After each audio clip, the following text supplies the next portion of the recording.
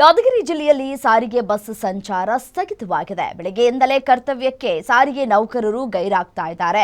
Bus ಸಂಚಾರ ಬಂದ್ ಆಗಿದೆ. ಈ ಹಿನ್ನೆಲೆ ಪ್ರಯಾಣಿಕರು ಪರದಾಟವನ್ನು ಪಡುವಂತಹ ಪರಿಸ್ಥಿತಿ ನಿರ್ಮಾಣವಾಗಿದೆ. ಯಾದಗಿರಿಯ ಕೇಂದ್ರ ಬಸ್ ನಿಲ್ದಾಣದಲ್ಲಿ ಸಂಚಾರ ಬಂದ್ ಆಗಿದೆ. ಉತ್ತರ ಪ್ರದೇಶ, ತೆಲಂಗಾಣದಿಂದ ಆಗಮಿಸಿದಂತಹ ಪ್ರಯಾಣಿಕರು ಬಸ್ ಇಲ್ಲದೆ ಊರಿಗೆ ತೆರಳುವುದಕ್ಕೆ ಸಾರ್ವಜನಿಕರು ಪರದಾಟವನ್ನು ಪಡ್ತಾ ಇದ್ದಾರೆ. ಪ್ರಯಾಣಿಕರು ಇಲ್ಲದೆ ಬಿಕೋ ಅಂತ ಇರುವಂತಹ ಬಸ್ ನಿಲ್ದಾಣ. ಉತ್ತರ ಪ್ರದೇಶ, ತೆಲಂಗಾಣದಿಂದ ಈ ಪ್ರಯಾಣಿಕರು ಆಗಮಿಸಿದ್ದಾರೆ. ಬಸ್ ಇಲ್ಲದೆ ಇದೀಗ ಊರಿಗೆ ತೆರಳಬೇಕಲ್ಲ ಅವರು, ಸೊ ಪರದಾಟವನ್ನು ಪಡ್ತಾ ಇದ್ದಾರೆ.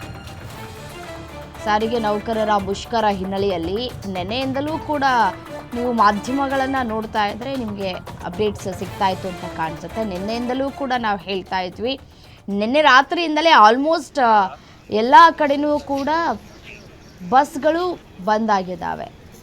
ಸೊ ಮುಷ್ಕರಕ್ಕೆ ಬೆಂಬಲವನ್ನು ಕೂಡ ವ್ಯಕ್ತಪಡಿಸ್ತಾ ಇದ್ದಾರೆ. ಬಸ್ಗಾಗಿ ಕಾಯ್ತಾ ಇದ್ದಾರೆ ಪ್ರಯಾಣಿಕರು. ದೃಶ್ಯಾವಳಿಗಳಲ್ಲೂ ಕೂಡ ಗಮನಿಸ್ತಾ ಇದ್ದೀರಿ, ಬಸ್ಗಳು ಮಾತ್ರ ಓಡಾಟವನ್ನು ನಿಲ್ಲಿಸಿದ್ದಾವೆ.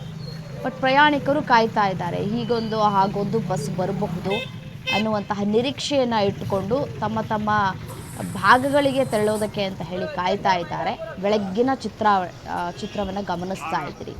ಹೇಗಿದೆ ಯಾದಗಿರಿಯ ಕೇಂದ್ರ ಬಸ್ ನಿಲ್ದಾಣದಲ್ಲಿ ಪರಿಸ್ಥಿತಿ ಅಂತ ಹೇಳಿ. ಈಗಾಗಲೇ ಪೊಲೀಸರ ನಿಯೋಜನೆ ಕೂಡ ಮಾಡಲಾಗಿದೆ. ಯಾವುದೇ ಅಹಿತಕರ ಘಟನೆಗಳು ನಡೆಯದಂತೆ ಮುನ್ನೆಚ್ಚರಿಕಾ ಕ್ರಮವನ್ನು ಕೂಡ ತೆಗೆದುಕೊಳ್ಳಲಾಗಿದೆ. ಈಗ ಬಸ್ ಸ್ಟಾಪಿಗೆ ಬಂದವರೆಲ್ಲ ವಾಪಸ್ ಮತ್ತೆ ಇದೀಗ ಮನೆಗೆ ತೆರಳಬೇಕಾಗಿದೆ. ಯಾಕೆಂತಂದರೆ ಎಷ್ಟೇ ಹೊತ್ತು ಕಾದು ಕೂತರೂ ಕೂಡ ಬಸ್ ಸಂಚಾರ ಇರೋದಿಲ್ಲ. ಸೊ ಹಾಗಾಗಿ ಈ ಕಾದು ಕುಳಿತವರು ವಾಪಸ್ ಮನೆಗೆ ಹೋಗೋದು ಬೆಟರ್.